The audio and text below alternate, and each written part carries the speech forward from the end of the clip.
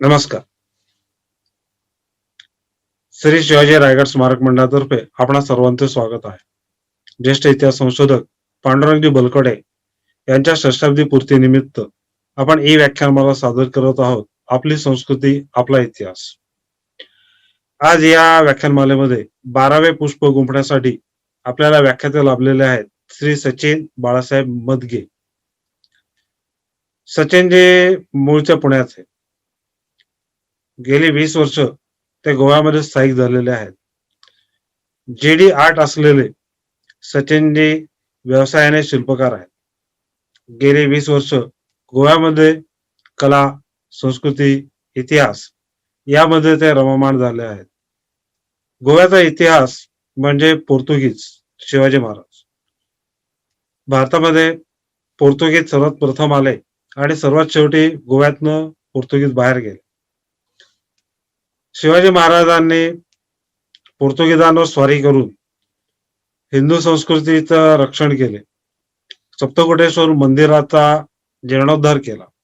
त्यानंतर संभाजी महाराजांनी पोर्तुगीजांवर स्वारी केली आणि हिंदू संस्कृतीचं रक्षण केलं.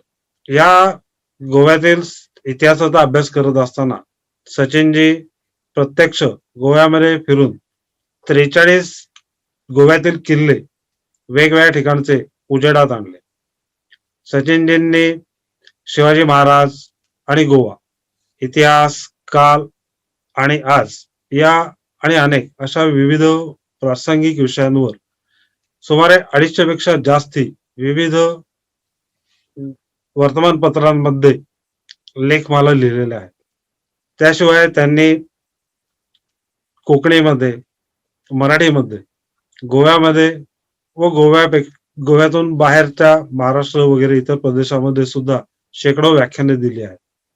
शिल्पकला आणि इतिहास यांची त्यांना विशेष आवड आहे. म्हापसा येथे याच वर्षी उद्घाटन झालेला छत्रपती शिवाजी महाराजांचा अश्वारूढ पुतळा हे स्मारक शिल्प म्हणजे सचिनजींच्या शिल्पकलेचा अप्रतिम नमुना आहे. तसेच गोव्यातील स्वातंत्र्य सैनिकांच्या मुलाखती घेत असताना समोर बसूनच त्याच वेळेला सचिनजींनी त्यांची व्यक्तिशिल्पही साकारली आहे. तर अशा श्री सचिनजींना मी व्याख्यान देण्यासाठी निमंत्रित करतो, त्यांचं स्वागत करतो, त्याचबरोबर त्यांचे आभारही आताच प्रकट करतो.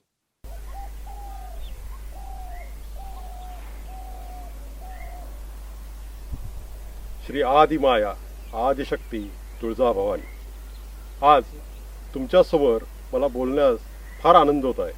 त्या आनंदाला 2 कारणं आहेत. एक, श्री पांडुरंगजी बलकवडे यांचं 60व्या वाढदिवसानिमित्त ही व्याख्यानमाला आयोजित केलेली आहे. खरं तर पांडुरंगजी बलकवडे आमच्यावर सर्वांवर, म्हणजे माझ्यावर तो स्वतः व्यक्तिगत बंधुवत प्रेम करतात. माझ्या अनेक अडीअडचणीला, अगदी माझ्या कौटुंबिक अडीअडचणीला सुद्धा त्यांनी माझ्याशी कायम खंबीरपणे मला पाठिंबा दिलेला आहे. इतिहास संशोधनाच्या दृष्टीने आणि खरं तर पांडुरंगजी बलकवडे माझ्या दृष्टीने आजच्या काळात, आजच्या वर्तमान काळात महाराष्ट्रातील खरं तर सामाजिक आणि घडण की आजच्या काळामध्ये ज्या सगळ्या सामाजिक घडणीमध्ये त्यांचा फार मोलाचा वाटा आहे. आजच्या काळात खरं तर काही खरा इतिहास सांगायच्या नादात काही जी दडपशाही आहे, त्या दडपशाही विरुद्ध पांडुरंगजी बलकवडेंनी अत्यंत संयमाने अनेक तरुणांना फार सुंदर मार्गदर्शन केलं आणि महाराष्ट्रातलं एक सामाजिक बांधिलकी फार त्यामुळे उत्तम राहिलेली आहे. हे फार त्यांच्या दृष्टीने इतिहास संशोधनाबरोबरच त्यांचं एक फार मोठं फार उत्तम त्यांचं आणि फार मोलाचं काम आहे. त्या दृष्टीने मला पांडुरंगजी बलकवडे फार अत्यंत मला फार महत्त्वाचे वाटतात. आणि त्यांच्या 60व्या वाढदिवसानिमित्त मला बोलण्यास एक संधी मिळते.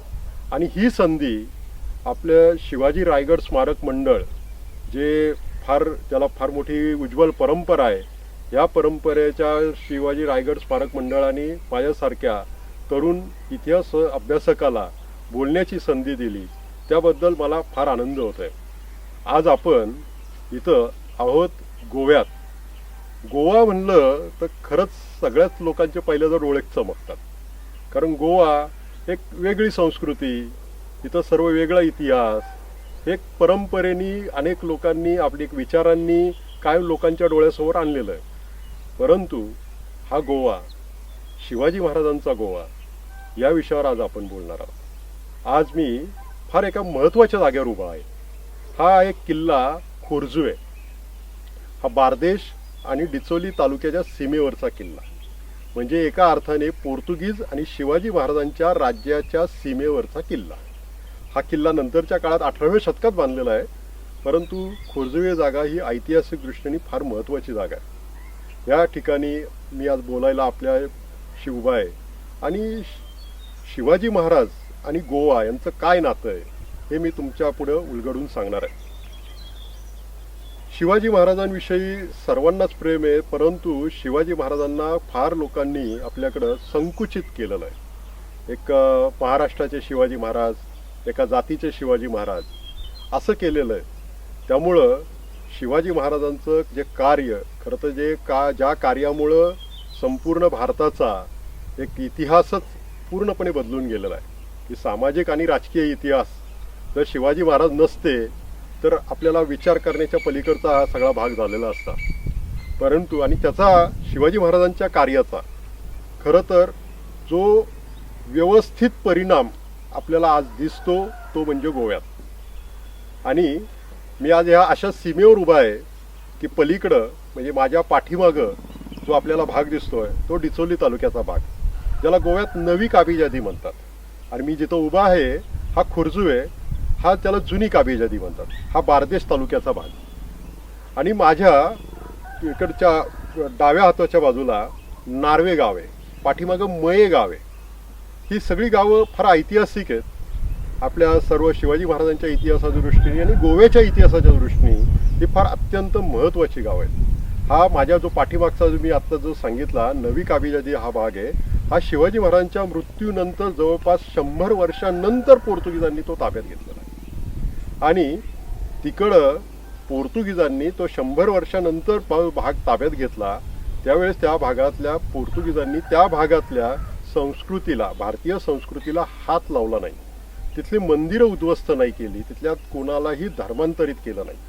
परंतु मी आज आता इथं जे उभा आहे हा भाग शिवाजी महाराजांच्या जन्माच्याही अगोदर जवळपास 100 वर्षा अगोदर हा भाग ताब्यात घेतलेला पोर्तुगीजांनी.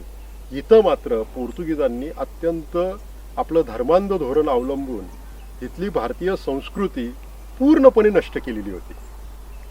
हा फरक का झाला आणि कसा झाला या विषयावरच मी इथं बोलणार आहे. शिवाजी महाराज हे सर्वच लोकांचं फार प्रेरणादायी दैवत. पण शिवाजी महाराज म्हणलं की शिवाजी महाराजांनी नक्की काय कार्य केलं आहे, शिवाजी महाराजांचा कार्याचा आढावा काय, शिवाजी महाराजांचं राजकीय आणि सामाजिक महत्त्व काय, याकडं फार लोकांचं दुर्लक्षही होतं. खरं तर एक शिवाजी महाराज आज फॅशन व्हायला लागलेत हे सगळ्याच गोष्टी बाबतीत, परंतु शिवाजी महाराज आमचे पॅशन व्हायला पाहिजे असं मलाही वाटतं.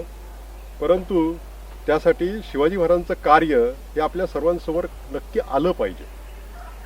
मी गोव्यात आल्यानंतर मला गोव्याचा इतिहास ज्यावेळेस मी शोधायला लागलो, मी इथले किल्ले बघायला लागलो, त्यावेळेस मला एक पटकन माझ्या नजरेला जाणवायला लागलं की मी आत्ताच जे सांगितलं ही जुनी काबीजादी आणि नवी काबीजादी, इथला मला जो फरक दिसायला लागला. मग नंतर मला इतिहास वाचताना एक दिसलं की शिवाजी महाराजांचा आजचा जो गोवा आहे त्याच्यात शिवाजी महाराजांचं राज्य आजच्या गोव्यातला जवळजवळ 60 ते 65% भाग हे शिवाजी महाराजांच्या हिंदवी स्वराज्याचा भाग होता. म्हणजे आज गोव्यात 12 तालुके आहेत. ह्या 12 तालुक्यापैकी 8 तालुके पेडणे, डिचोली, सत्तरी, फोंडा आजचा धारबांदोडा, सांगे, केपे, कानकोण हे सर्व 8ही तालुके शिवाजी महाराजांच्या राज्याचा भाग होते आणि इथली रयत ही शिवाजी महाराजांची रयत होती. इथल्या रयतेचा राजा शिवाजी राजा होता. आणि शिवाजी महाराजांचं इथं राज्य येऊन काय इथला नक्की परिणाम झाला तर शिवाजी महाराजांच्या मृत्यूनंतर 100 वर्षानंतर सुद्धा हा भाग पोर्तुगीजांनी ज्यावेळेस ताब्यात घेतला त्यावेळेस आपलं ह्या भागात त्यांनी धर्मांध धोरण अवलंबलं नाही. त्यासाठी नक्की काय केलं शिवाजी महाराजांनी आणि शिवाजी महाराजांच्या वारसदारांनी पुढं काय केलं ह्याच्या विषयी आपण आज थोडं बोलणार आहोत.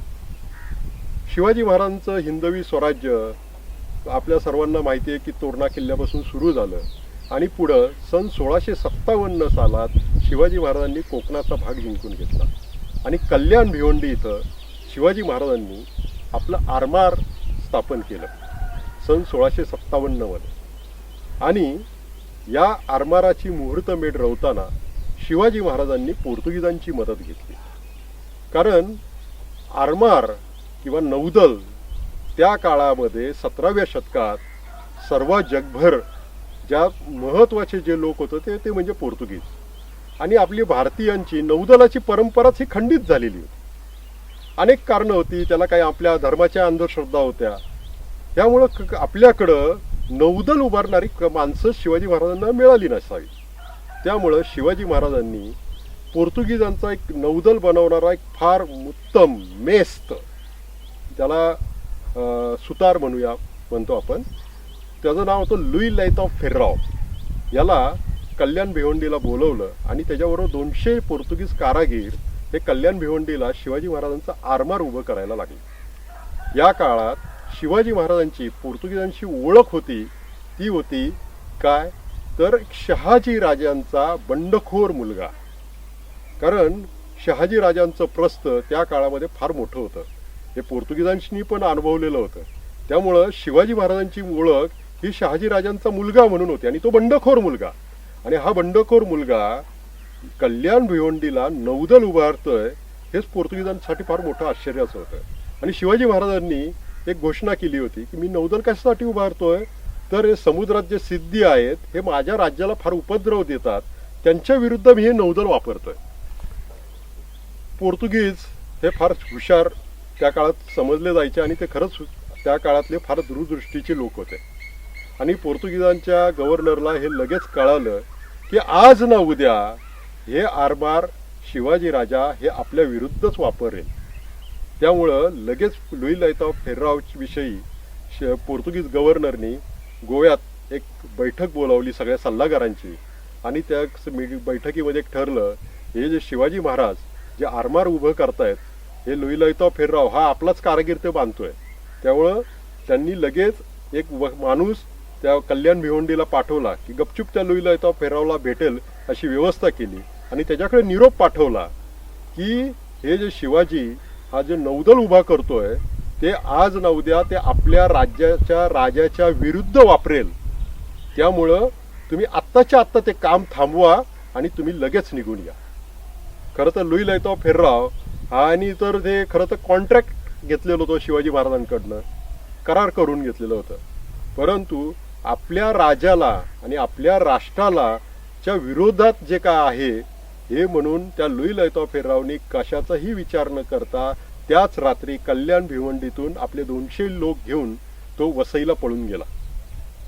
असं घडून सुद्धा शिवाजी महाराजांनी मग ते पुढं आपलं जे सगळं नौदल आहे ते आपल्या स्थानिक भंडारी कोळी या आगरी लोकांकडनं ते करून घेतलं.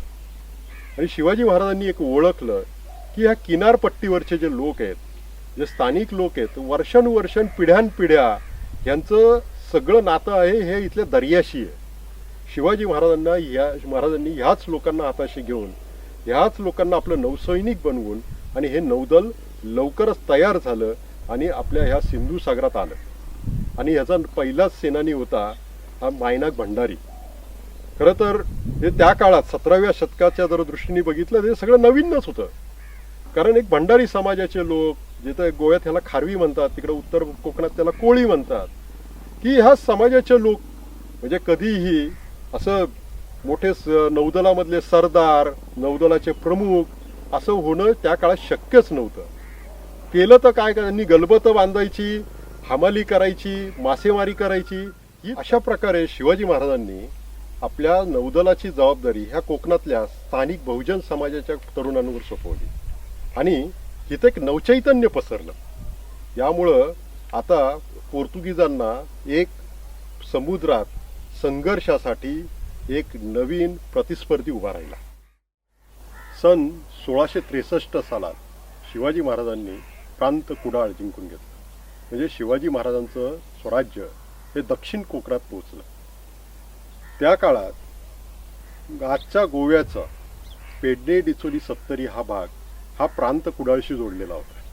त्यामुळे प्रांत कुडाळ शिवाजी महाराजांच्या ताब्यात आल्यानंतर 1763 सालात शिवाजी महाराजांनी आदिलशहाचे इथले जे अधिकारी होते ते पेडणे डिचोली सत्तरीतले ते पळून गेले आणि कोणताही संघर्ष न करता शिवाजी महाराजांना आजच्या गोव्यातील हे 3 तालुके हे शिवाजी महाराजांच्या राज्याचा भाग बनले.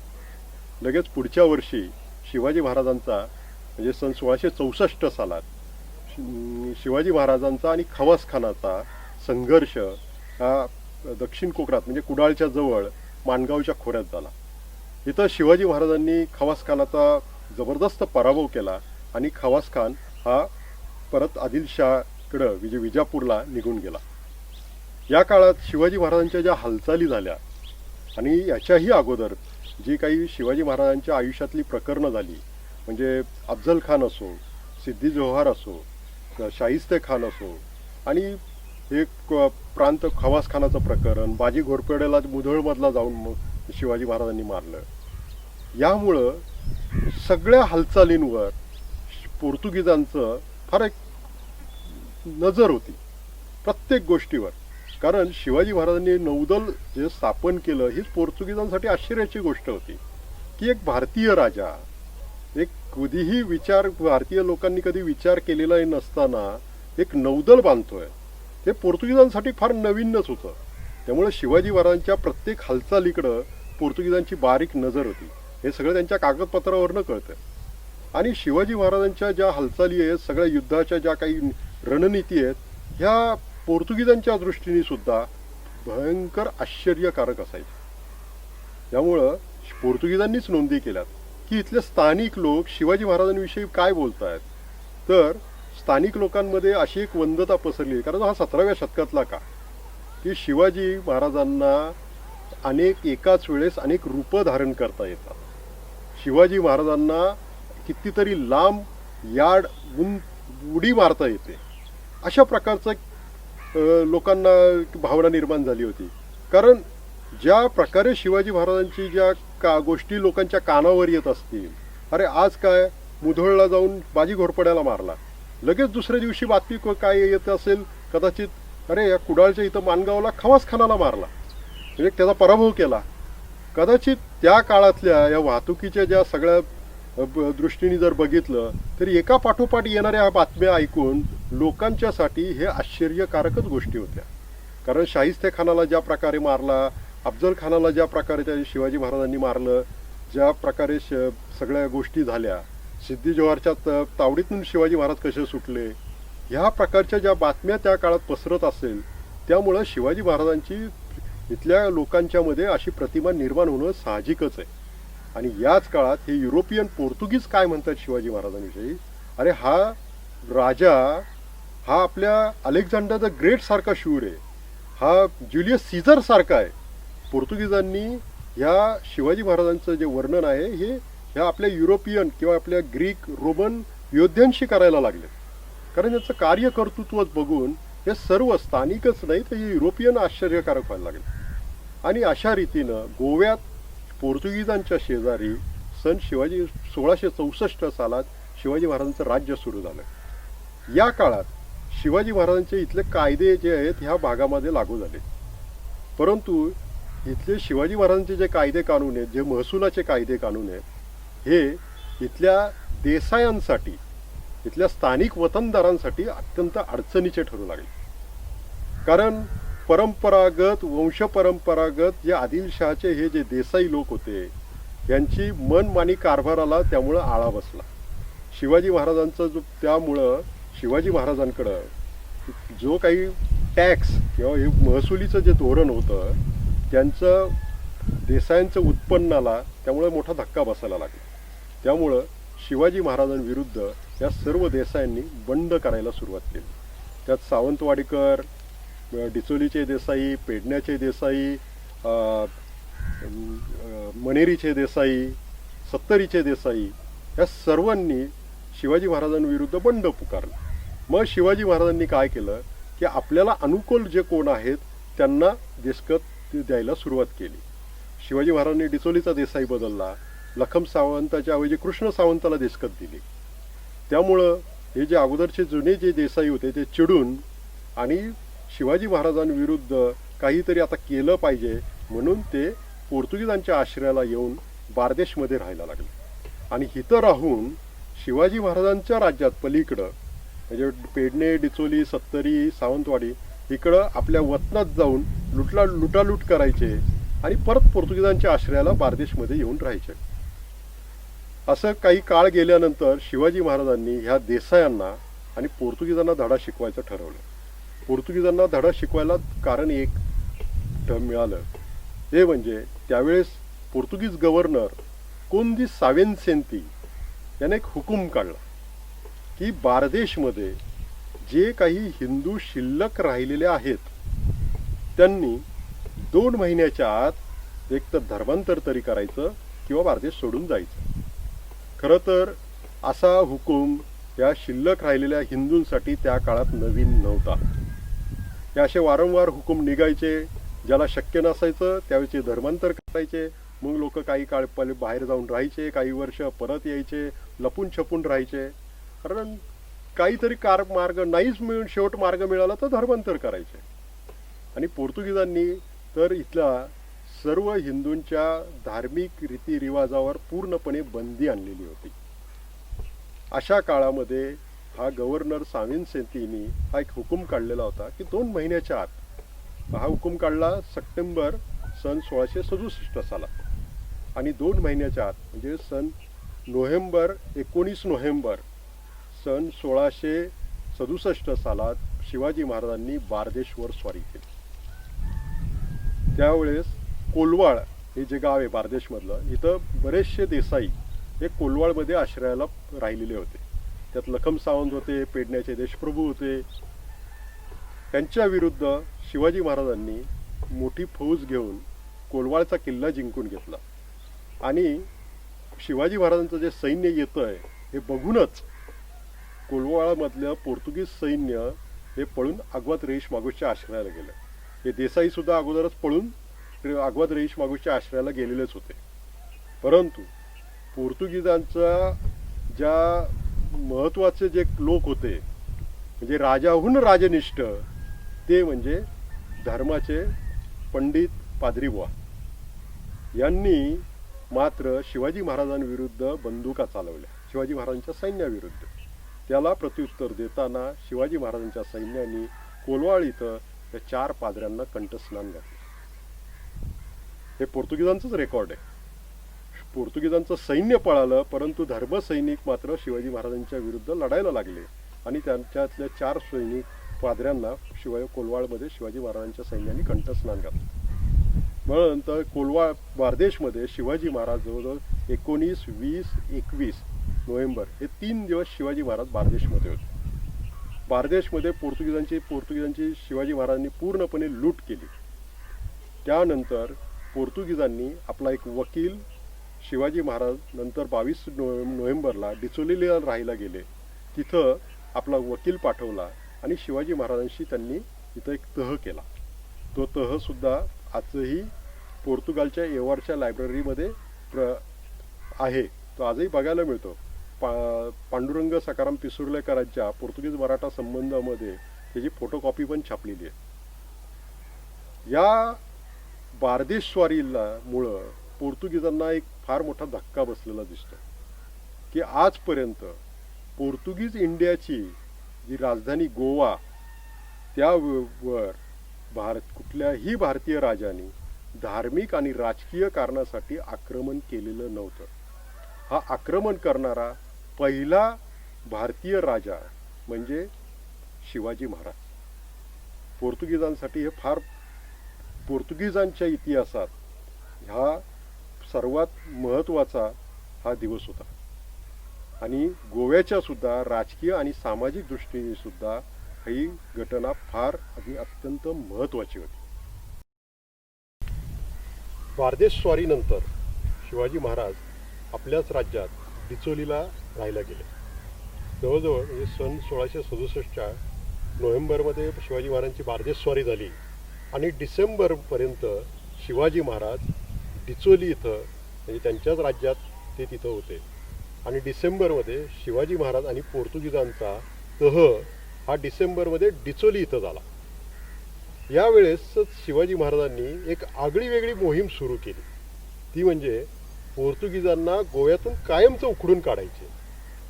त्यासाठी शिवाजी महाराजांनी पोर्तुगीजांनी इथं नक्की काय केलं, लोकांच्या वर कशा तऱ्हेने अत्याचार केले, इथल्या लोकांना काय पाहिजे याचा सगळा बहुधा अभ्यास केला असावा आणि पोर्तुगीजांची ताकद कशात आहे, पोर्तुगीजांना कशा प्रकारे उखडून काढता येईल, गोव्यातून कायमचं हाकलून देता येईल याचा अभ्यास करून लगेच एका मोहिमेला सुरुवात केली. आणि ती मोहीम होती गुप्तहेर सैनिकांची. हे जे गुप्तहेर सैनिकांनी त्या सुरू केली ती की शिवाजी महाराजांचे सैनिक आपलं वेषांतर करून जुन्या गोव्यात वावरायला लागले आणि शिवाजी महाराज रायगडाला गेले. बारदेस स्वारीनंतर शिवाजी महाराज डिचोलीला म्हणजे आमच्याच राज्यात 21 नोव्हेंबर रोजी राहायला गेले. नंतर जवळपास डिसेंबरपर्यंत शिवाजी महाराज डिचोली इथं मुक्कामाला होते. कारण पोर्तुगीजांचा आणि शिवाजी महाराजांचा तह झाला तो 22 डिसेंबर सन 1667 रोजी हा डिचोली इथं झाला. म्हणजे याचा अर्थ जवळपास 1 महिना पुढे शिवाजी महाराज हे आजच्या गोव्यातल्या डिचोली इथं मुक्कामाला होते. या काळातच शिवाजी महाराजांनी एक आगळी वेगळी मोहीम सुरू केली. ती मोहीम होती की पोर्तुगीजांना गोव्यातून कायमस्वरूपानं उखडून काढायचं. शिवाजी महाराजांना तोपर्यंत पोर्तुगीजांची ताकद कशात आहे हे कळलं. कारण पोर्तुगीजांचं सगळी ताकद आहे ती आरमार नेव्हीमध्ये आणि त्याला तसं प्रत्युत्तर देणं शिवाजी महाराजांनाही शक्य नव्हतं. तर शिवाजी महाराजांचा गनिमी कावा म्हणजे गुप्तहेर सैनिकांची एक मोहीम त्यांनी राबवण्यास सुरुवात केली आणि आपल्या गुप्तहेर सैनिकांना कामाला लावून शिवाजी महाराज राजगडाकडे गेले. राजगडावर गेल्यानंतर बरोबर 1 वर्षाच्या आत परत शिवाजी महाराज गोव्यासाठी निघाले आणि तोपर्यंत शिवाजी महाराजांच्या गुप्तहेर सैनिकांनी गोव्यात पूर्णपणे तयारी केलेली होती. शिवाजी महाराजांचे सैनिक आपला वेषांतर करून ओल्ड गोव्यात म्हणजे जुन्या गोव्यात पोर्तुगीजांच्या राजधानीत वावरायला लागले होते. जवळजवळ 400 सैनिक जुन्या गोव्यात आपली ओळख बदलून वेगवेगळ्या कामधंद्याच्या रूपाने वावरायला लागले आणि बेत ठरला की शिवाजी महाराजांनी डिचोलीकडे सैन्य घेऊन यायचं आणि ओल्ड गोव्याच्या बाजूला मांडवी नदीच्या इथं जिथं आहोटीच्या वेळेस पाणी कमी असतं असा एक उतार आतल्या सैनिकांनी ताब्यात घ्यायचा आणि बाहेरनं शिवाजी महाराजांनी अनेक अजून सैनिक ओल्ड गोव्यात घुसवायचं आणि पोर्तुगीजांवर हल्ला करून पोर्तुगीज लढाईच्या तयारीच्या व्हायच्या आतच हल्ला करून पोर्तुगीजांचा पराभव करायचा आणि पोर्तुगीजांना हाकलून काढायचं अशी एक मोहीम होती.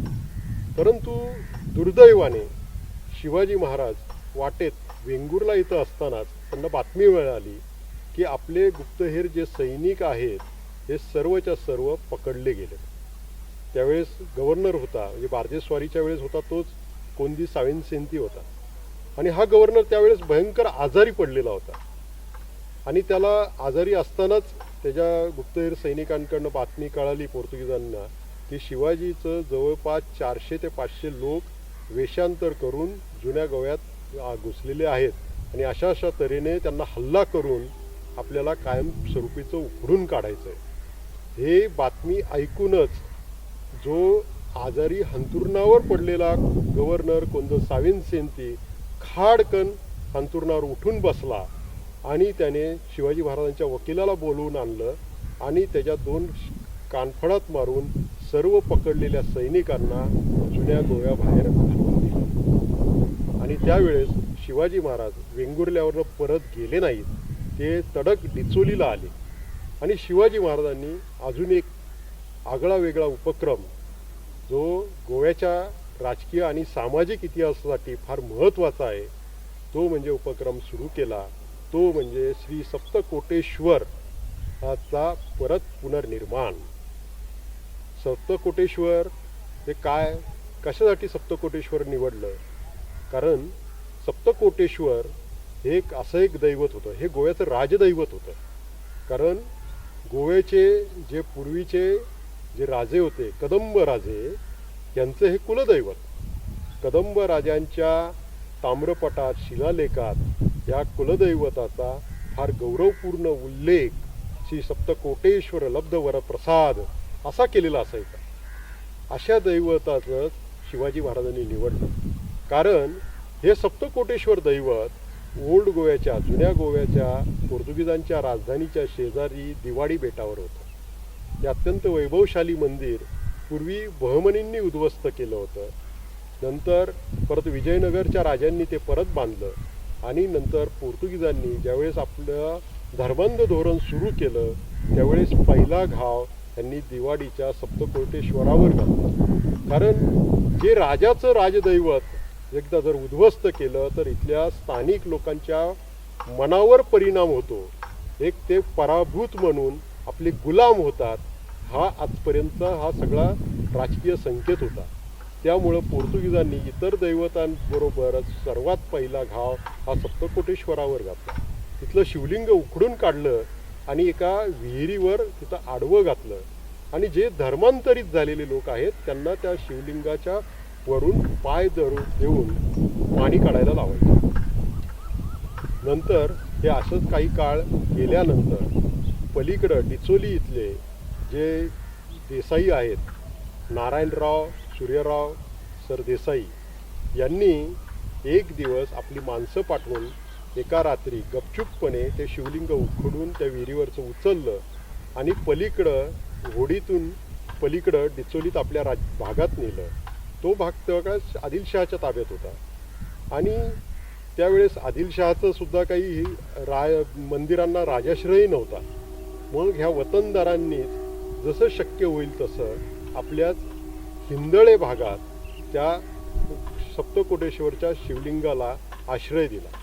तिथं नारळाच्या चुटतांची एक झोपडी घालून त्याला तिथं स्थापन केलं.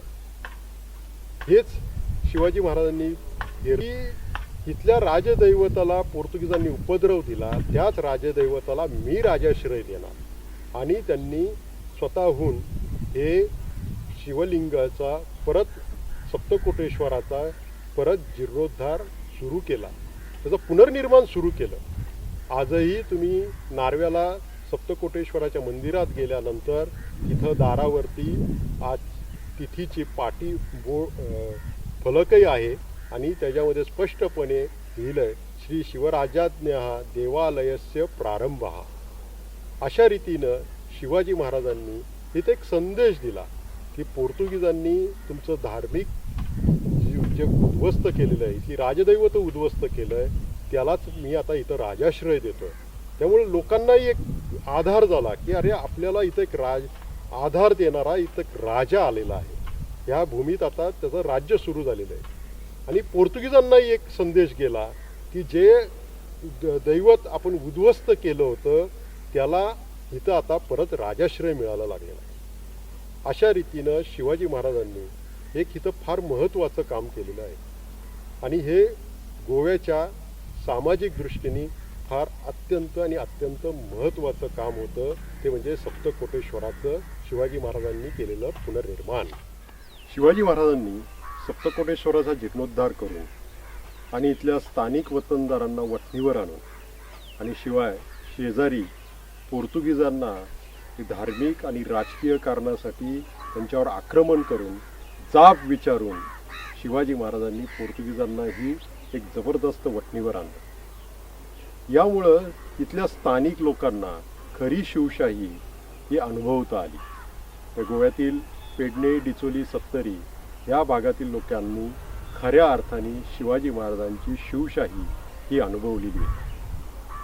शिवाजी महाराजांच्या या सगळ्या धोरणांचा, या सगळ्याचा पुढं तिथल्या लोकांच्या राजकीय आणि सगळ्या भवितव्यावर दूरगामी परिणाम झाला. आणि काही वर्षानंतर सन 1674 शिवाजी महाराजांनी, माफ करा, सन 1675 शिवाजी महाराजांनी फोंडा, म्हणजे आजचं गोव्याची सांस्कृतिक राजधानी, ज्याला अनंत ऊर्ज म्हणजे अंत्रुज महालही म्हटलं जातं, हा मे 1675 साली आदिलशहाकडनं शिवाजी महाराजांनी तो जिंकून घेतला. हा फोंडा महाल हा राजकीय दृष्ट्या फार महत्त्वाचा भाग त्या 17व्या शतकात मानत होता. कारण तो संपूर्ण आजचा जो दक्षिण गोव्याचा भाग हा त्या काळात प्रांत फोंड्याच्या अंमलाखाली होता. हा भाग फोंडा शिवाजी महाराजांनी सन 1666 जिंकण्याचा प्रयत्न त्यांचा अयशस्वी झाला होता. परंतु सन 1675 अखेर फार मोठ्या लढाईच्या संघर्षानंतर हा फोंडा माल शिवाजी महाराजांच्या ताब्यात आला. त्यानंतर इथंही शिवाजी महाराजांनी जे कायदे कानून राबवले त्याचं फार तिथल्या लोकांवर त्यांना संरक्षण मिळालं. कारण पोर्तुगीजांनी तिथल्या व्यापाऱ्यांवर सुद्धा अनेक जाचक बंधनं घातली होती. तिथल्या पोर्तुगीजांची आणि जी शिवाजी महाराजांची सीमारेषा होती तिथं पोर्तुगीजांची भयंकर पूर्वी दादागिरी चालायची. या इथलं शिवाजी महाराजांचे सगळे अधिकारी हे शिवाजी महाराजांच्या आज्ञा कसे पाळायचे त्याचं आपल्याकडे एक पुस्तक आहे, फार थोडं दुर्मिळ पुस्तक आहे, शिवशाही पोर्तुगीज कागदपत्र. हे सशम देसाईंनी गोव्यातील आपल्या आर्काईव्हमधल्याच पोर्तुगीज कागदपत्रांवरनं ते मराठी भाषांतर केलेलं आहे पोर्तुगीज कागदपत्रांचं, की शिवाजी महाराजांचे इथले अधिकारी कसे इथल्या पोर्तुगीजांशी वागत आहेत, की आपल्या जनतेच्या समस्या सोडवत आहेत. की आता मी या खोरजुवेच्या किल्ल्यात आहे, त्याच्याच पलीकडं डिचोली तालुक्यात शिरगाव म्हणून आहे. तिथल्या देऊ कामत नावाचा माणसाने खरं तर पोर्तुगीज हद्दीतील म्हणजे अस्नोडा भागातील एका पोर्तुगीज ख्रिश्चन माणसाकडनं, पोर्तुगीज नागरिकाकडनं कर्ज काही घेतलेलं होतं आणि त्या कर्जाच्या परतफेडीचे देऊ कामतकडनं काही थोडी रक्कम राहिली. त्या बदल्यात त्या पोर्तुगीज इसमानं शिरगावमध्ये शिरून त्या देऊ कामतच्या घरामधलं सगळे काही मौल्यवान वस्तू जप्त केल्या. त्याच्या घरातील काही लोकांना त्यांनी पकडून नेलं आणि त्यासाठी मग ही तक्रार आता करणार कुठं देऊ कामत. मग त्याने शिवाजी महाराजांचा जो डिचोलीचा अधिकारी नरसो काळो म्हणून जो पोर्तुगीज कागदपत्रामध्ये ज्याचा उल्लेख येतो त्याच्याकडे तक्रार केली. त्या नरसो काळेनी शिवाजी महाराजांच्या अधिकाऱ्याने पोर्तुगीज गव्हर्नरकडे हे प्रकरण लावून धरलं आणि सांगितलं की आमचा जो प्रजाजन आहे हा देऊ कामत याला न्याय मिळाला पाहिजे आणि त्याच्यावर अन्याय करणाऱ्या या तुमच्या माणसाला तुम्ही शिक्षा केलीच पाहिजे. आणि शिवाजी महाराजांचा दरारा आणि शिवाजी महाराजांच्या अधिकाऱ्यांचा जो आग्रह हे पाहून पोर्तुगीज गव्हर्नरनी त्या पोर्तुगीज इसमाला बोलवून त्या देऊ कामतचं जे काही चीज वस्तू नेलेल्या होत्या त्या परत करायला लावल्या आणि त्या इसमाला शिक्षाही केल्याची दिसते. अशा अनेक उदाहरणं या शिवशाही पोर्तुगीज कागदपत्राच्या या पुस्तकामध्ये आपल्याला मिळतात. की शिवशाही ही कशी होती ही जर बघायचं असेल तर ह्या पोर्तुगीज कागदपत्रांमधनं त्या गोव्या शेजारील शिवाजी महाराजांच्या राज्यात शिवाजी महाराजांचे अधिकारी आणि शिवाजी महाराज कशा प्रकारे आपल्या जनतेसाठी हे लढत होते किंवा त्यांना न्याय देण्यासाठी काय करत होते हे कळून येतं. कारण शिवाजी महाराजांच्या राज्यात शिवाजी महाराजांचा सर्व जर इतिहास बघितला तर शिवाजी महाराजांसाठी प्राण देणारे, शिवाजी महाराजांच्या अनेक लढाईसाठी शिवाजी महाराजांच्या लढायांमध्ये की आपला स्वतःचा जीव ओवाळून टाकणारे हे सर्वसामान्य लोक का जीव ओवाळून देत होते. कारण ह्याच्यातनं ह्यामुळंच हे कळतं की हा असा राजा होता की तो आपल्या जनतेच्या प्रश्न सोडवण्यासाठी आपल्या सर्वस्वपणाला लावत होता. त्यामुळंच तिथले लोकसुद्धा स्थानिक आपले अनेक बहुजन समाजाचे लोक, अनेक छोटे मोठे लोकसुद्धा शिवाजी महाराजांसाठी प्राण द्यायला तयार झालेले होते. तसाच एक शिवाजी महाराजांचा बाळलीचा, गोव्यातील बाळली एक दक्षिण गोव्यामध्ये बाळली गाव आहे, इथला बाळलीचा हवालदार याने शिवाजी महाराजांच्या आज्ञेने बेतूल म्हणजे साळ नदीच्या मुखावर बेतूल या गावात तिथे एक किल्ला बांधायला घेतला. शिवाजी महाराजांनी आज्ञा केल्यामुळं त्यांनी तिथं बेतूलच्या तिथं साळ नदी आजही तिथं आजही त्या किल्ल्याचे अवशेष आहेत. त्या साळ नदीच्या मुखावर तो किल्ल्याचे थोडेसे अवशेष आजही शिल्लक आहेत. तिथं हा किल्ला बांधायला घेतला आणि पोर्तुगीजांच्या खबऱ्यांना ही बातमी कळली की इथं की शिवाजीचा हा बाळलीचा हवालदार हा किल्ला बांधतोय. त्यांनी जो पलीकडचा भाग आहे तो मडगावचा भाग म्हणजे साष्टीचा भाग तिथला राशोलच्या कॅप्टनला ही बातमी कळवली. मग राशोलच्या कॅप्टननी ही सगळी चौकशी केली आणि त्याचा रिपोर्ट हा गव्हर्नरला पाठवला. त्या रिपोर्टमध्ये असं लिहिलं आहे की या साळ नदीच्या मुखावर जे शिवाजी महाराजांच्या राज्याच्या भागात संपूर्ण साष्टी महालालाच धोका होईल. आणि हा किल्ला कुठं आहे तर आपल्या हद्दीच्या अगदी बंदुकीच्या गोळीच्या टप्प्यावर आहे. प्रत्येक मध्ये साळ नदीचं पात्र आणि पलीकडं बेतूल गावात हा किल्ला बांधतोय. त्यामुळं लगेच गव्हर्नरनी या कॅप्टनला कळवलं की हा किल्ला त्या बाळलीच्या हवालदाराला सांग की लगेचच्या लगेच हात थांबव आणि झालेलं बांधकाम काढून टाक आणि शिवाजी महाराज आणि आमच्यात जो काही मैत्री आहे त्याच्या ही विरुद्ध आहे आणि ह्या मैत्रीला हा बाधक ठरेल. खरं तर हे राजकारणात हे चालतं का शिवाजी महाराज किती धोकादायक आहे हे पोर्तुगीजांना अत्यंत आणि व्यवस्थित ठाऊक होतं. परंतु बाळलीच्या हवालदारांनी लगेच सांगितलं की मी माझ्या राज्यात माझ्या राजाच्या आज्ञेने मी हा किल्ला बांधतोय आणि मी माझ्या राज्यात काहीही करायला मुक्त्यार आहोत. तुम्ही सांगणारे कोण? हे शिवाजी पोर्तुगीजांनाही कदाचित ते अशी उत्तरं देणारी माणसं ही शिवाजी महाराजांच्या काळातच भेटली असावी.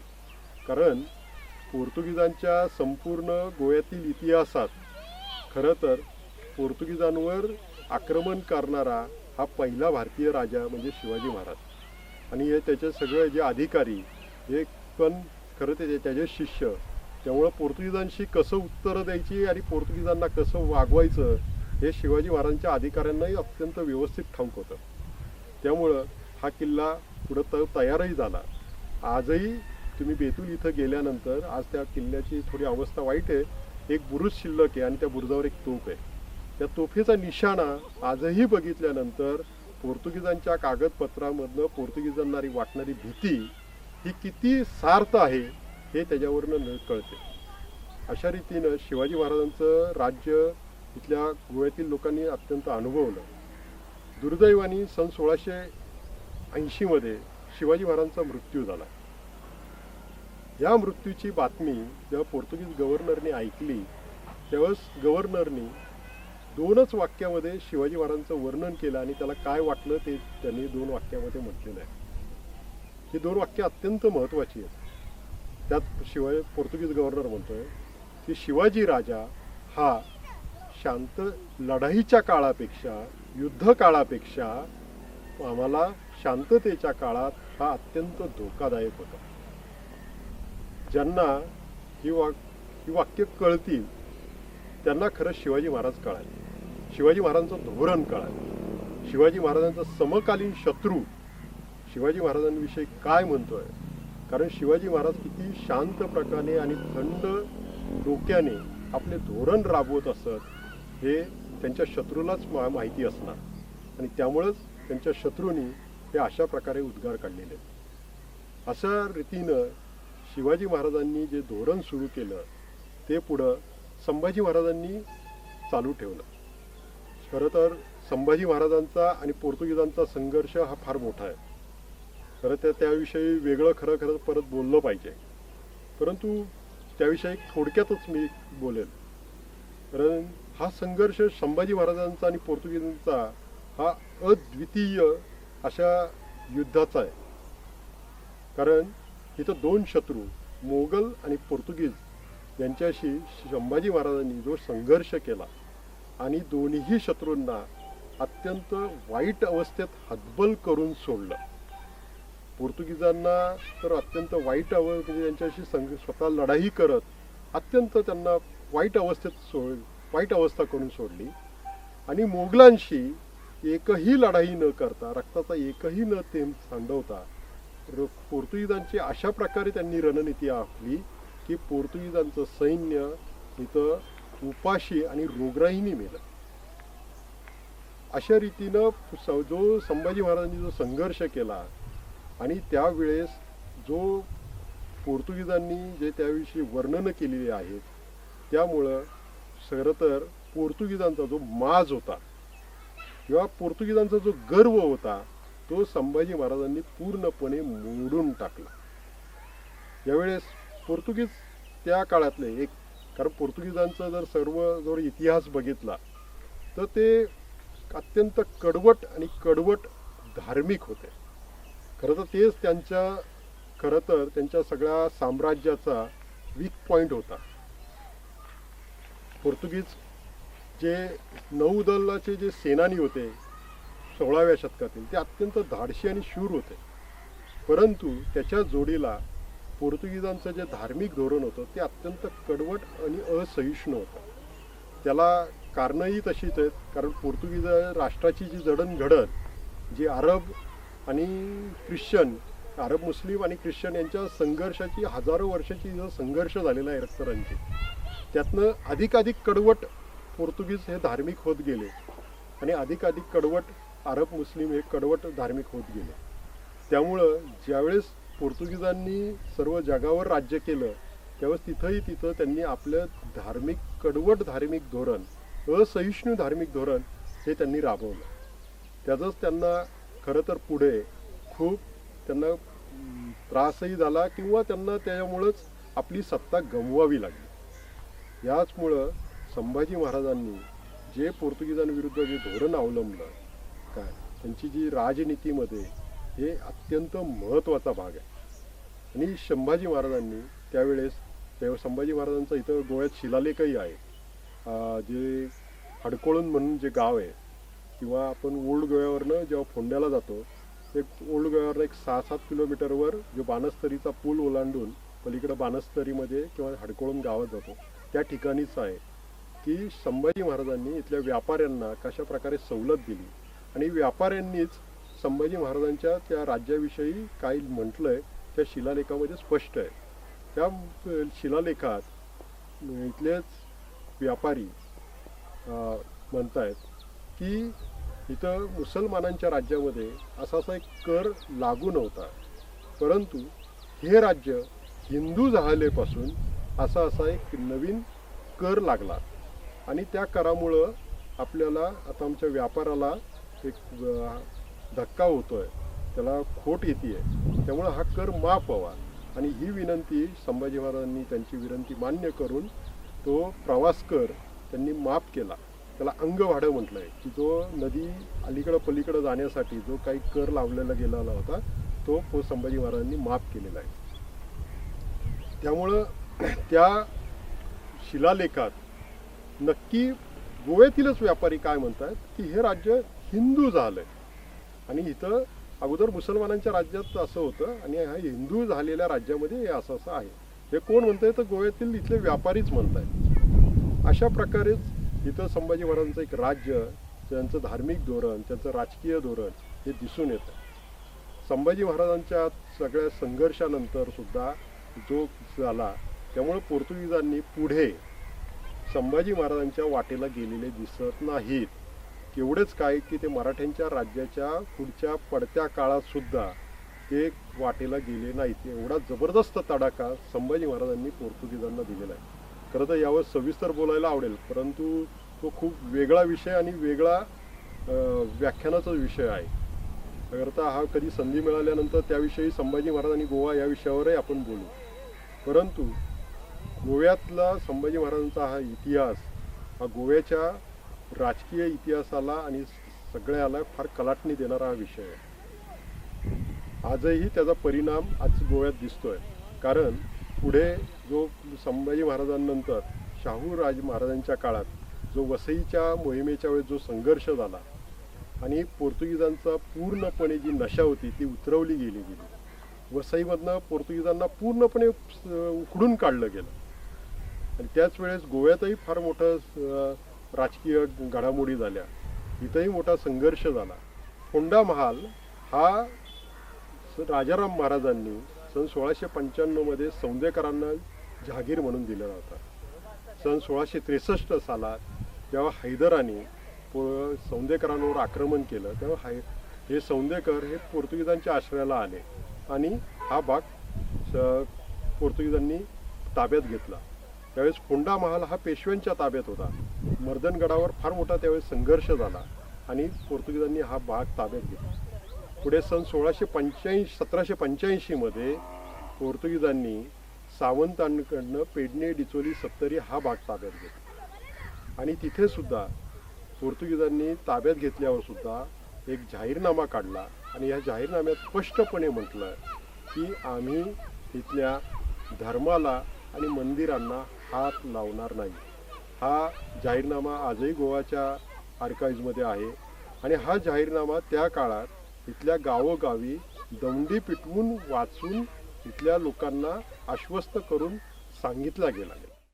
छत्रपती संभाजी महाराजांच्या मृत्यूनंतर छत्रपती राजाराम महाराजांचा आणि पोर्तुगीजांचा फारसा संघर्ष झाला नाही. कारण संभाजी महाराजांनी ज्या प्रकारे पोर्तुगीजांना वठणीवर आणलं होतं त्यामुळं परत पोर्तुगीजांचं मराठ्यांच्या राज्याला वाट्याला जाण्याचं धाडस झालं नाही.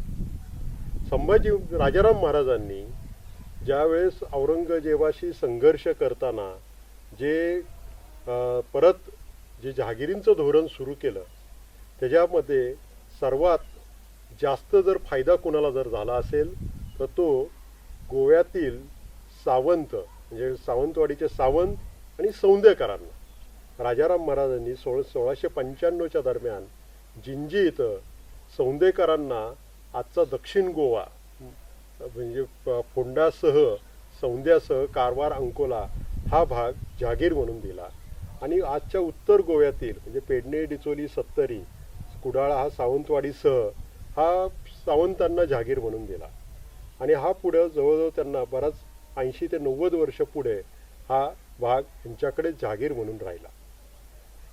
या भागात नंतर सावंत आणि सौंदेकरांचा पोर्तुगीजांशी बरंच राजकारण नेहमीच चाललेलं असायचं. त्याच्यामध्ये कधी सावंत आणि सौंदेकर एखाद्या कसलेल्या आणि मुरब्बी राजकारण्यांसारखे आपला फायदा बघून धोरण ठरवत. सन 1639 सालात वसईच्या रक्तरंजित संघर्षानंतर पोर्तुगीजांची वसईमधील सत्ताही उखडून निघाली आणि पोर्तुगीजांचा जो धार्मिक माज होता तोही पूर्णपणे उखडून निघाला आणि ह्या वसईच्या रक्तरंजित संघर्षामध्ये मराठ्यांच्या सैन्याची अत्यंत जीवितहानी झाली. परंतु याचा फायदा उत्तर कोकणातील आणि येथील गोव्यातील सर्वसामान्य जनतेला मात्र नक्कीच झाला. कारण पोर्तुगीजांचा धार्मिक माज या युद्धामुळे आणि मोहिमेमध्ये पूर्णपणे मोडून गेलेला होता आणि पोर्तुगीजांना एक ओळखून गेले की इथून पुढे आपण इथल्या हिंदू लोकांवर भारतीय लोकांवर आपला धार्मिक सत्ता गाजवणं हे अत्यंत चुकीचं आहे. त्यामुळंच पुढे सन 1763 पोर्तुगीजांनी सौंदेकर आणि हैदराच्या युद्धाचा फायदा घेत सगळं दक्षिण गोवा जिंकून घेतला. पेशव्यांकडनं फोंडा जिंकून घेतला आणि सन 1685 सावंतवाडकर आणि कोल्हापूरकर यांच्या संघर्षामुळेचा फायदा घेत आजचा पेडणे डिचोली सत्तरी हा भाग आपला जिंकून घेतला. याचा एक पोर्तुगीजांनी हा भाग जिंकून घेतला तरी पण पोर्तुगीजांनी इथं एक धोरण जाहीर केलं आणि इथल्या देसायांना आणि इथल्या सर्वसामान्य जनतेला विश्वासात घेतलं आणि सांगितलं. त्यांनी जाहीरनामाच काढला. तो जाहीरनामा असा काढला की आम्ही तुमच्या धार्मिक धोरणाला इथल्या धर्माला आणि मंदिरांना आम्ही हात लावणार नाही, तिथं आम्ही त्यांचा हस्तक्षेप करणार नाही. असं पोर्तुगीजांना का भाग पडलं? कारण जे शिवाजी महाराजांनी हिंदवी स्वराज्य निर्माण केलं त्याचा धाक आणि दरारा हा पोर्तुगीजांवर पुढं कायम राहिला आणि याशिवाय येथील दक्षिण कोकणातली आणि गोव्यातील अनेक शेनवी अधिकारी हे पुढे उत्तर हिंदुस्थानामध्ये महाजी शिंद्यांच्या किंवा शिंद्यांच्या पदरी हे फार मोठे अधिकारी झालेले होते. त्यांचाही दरारा म्हणजे रामचंद्र मल्हार सुट्टणकर, नारोराम मंत्री, जीवादादा लाड, जीवादादा केरकर, लखमादादा लाड हे अत्यंत शिंद्यांच्या पदरी असलेले मोठी सरदार मंडळी, महसुली अधिकारी यांचा सर्वांचा दरारा पोर्तुगीजांवर होता. आणि याच म्हणूनच पोर्तुगीजांनी इथलं आपलं धार्मिक धोरण वेगळं ठेवलं. पोर्तुगीजांचं जे खरं तर सरकारी धार्मिक जे धोरण होतं हे त्यावेळेस बदललेलं नव्हतं. हे पुढं फार 1873च्या काळात नंतर बदललं. परंतु त्याच्याही अगोदर 100 वर्ष अगोदर पोर्तुगीजांनी हा नवीन काबीजाजीचा भाग ताब्यात घेतला आणि इथं त्यांनी नवीन आपलं एक धार्मिक धोरण त्यांनी ठेवलं की इथल्या भारतीय संस्कृतीला हात लावायचा नाही. आणि इथल्याला कारण आणि त्यामुळं आजही तुम्ही जर पलीकडं ओल्ड गोव्यावरनं पलीकडं फोंडा महालात गेलात तर तिथं अनेक मंदिरं दिसतील. किंवा तुम्ही बारदेशमधनं डिचोली महालात पलीकडं गेलात, म्हणजे आसनोड्यावरनं मुळगावला गेलात तर मुळगावमध्ये भरपूर तुम्हाला मंदिरं दिसतील, वेगळी घरं दिसतील, वेगळी भाषा दिसेल. किंवा फोंड्यावरनं तुम्ही रायवरनं पलीकडं बोरी भागात गेलात, एक पूल फक्त मध्ये बोरीचा पूल ओलांडून पलीकडं बोरी गावात गेलात तर तुम्हाला तिथलं एकदम संस्कृतीच वेगळी दिसेल. आणि ही संस्कृती ही कायम राहिली कारण याच्या पाठीमागे एकच कारण उभं राहिलं, ते म्हणजे शिवाजी महाराजांनी निर्माण केलेलं हिंदवी स्वराज्य. आणि हे जर हिंदवी स्वराज्य शिवाजी महाराजांनी निर्माण केलं नसतं तर पोर्तुगीजांना हे असं धोरण करणं हे भाग पडलं नसतं. यामुळंच आज गोव्यातील या जवळजवळ या 70% भागामध्ये जे भारतीय संस्कृतीचं वर्चस्व दिसतं ते त्याचमुळं आणि त्याला कारण फक्त आणि फक्त शिवाजी महाराज आहेत. त्यामुळं तुम्ही गोव्यात ज्या पर्यटक ज्या भेटी याल, जर तुम्हाला शिवाजी महाराजांचं जर कार्य बघायचं असेल तर तुम्ही सप्तकोटेश्वर बघा, कोलवाळचा किल्ला बघा, बेतूलचा किल्ला बघा, फोंडातील फोंडा कोट जो आहे, जो संभाजी महाराज आणि पोर्तुगीजांचा संघर्षाचा साक्षीदार आहे, जुव्याचा किल्ला, दुर्भाट, अशी अनेक कितीतरी ठिकाणं आहेत की जे शिवाजी महाराज आणि संभाजी महाराजांच्या पराक्रमाची साक्ष देणारी ही जी ठिकाणं आहेत. आणि या निमित्त की शिवाजी महाराजांचा हा इतिहास थोडक्यात खरं तर हा सविस्तरपणे वेगवेगळ्या माध्यम खूप वेगवेगळे विषय आणि मला सविस्तरपणे मी मांडू शकलो असतो, परंतु थोडक्या वेळात मला शक्य जमेल तसं मी सांगितलं आहे. कारण मी फार काही उत्तम वक्ता नाही आहे, परंतु मी माझ्या सांगण्याचं मी माझ्याकडनं जास्तीत जास्त मी प्रयत्न केलेत. यातील काही चुका असतील तर माफ कराव्यात, परंतु मी माझ्या परीनं मी हे सांगण्याचा प्रयत्न केला. आणि श्री शिवाजी रायगड स्मारक मंडळाचे मी परत एकदा धन्यवाद म्हणतो की आमचे ज्येष्ठ मार्गदर्शक श्री पांडुरंगजी बलकवडे यांच्या 60व्या वाढदिवसानिमित्त आम्हाला ही गोव्यातील शिवाजी महाराजांचा इतिहास सांगायची जी संधी दिली त्याबद्दल मनपूर्वक श्री शिवाजी रायगड स्मारक मंडळाचे मी अत्यंत आभार मानतो. नमस्कार.